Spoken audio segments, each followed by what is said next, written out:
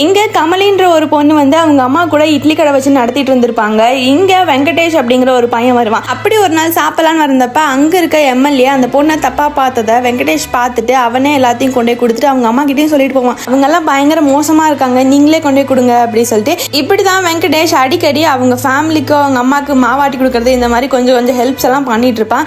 இப்படி ஒரு நாள் சாப்பிட போகலான்னு போகிறப்ப திடீர்னு அந்த கடையை காணும், எங்கன்னா அப்படி சொல்லி கேட்குறப்ப அந்த பொண்ணோட அம்மாவுக்கு நெஞ்சுவலி வந்து இறந்துட்டாங்க அப்படி சொல்லியிருப்பாங்க.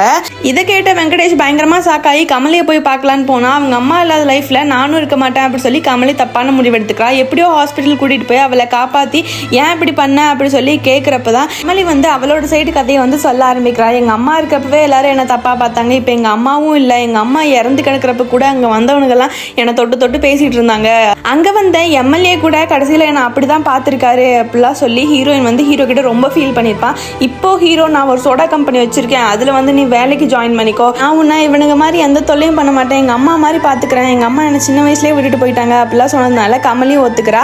எம்எல்ஏ கமலியை தப்பா பேசினதுக்கு கமலியவே நேரா கூட்டிட்டு போய் அவனை எல்லாத்துக்கு முன்னாடியும் அசிங்கப்படுத்திட்டு இனிமேல் நீ இருக்க வாழ்க்கை புது வாழ்க்கையா இருக்கும் அப்படின்னு சொல்லிட்டு கமலியை வெங்கடேஷ் அவன் வீட்டுக்கு கூட்டு போயிடறான்.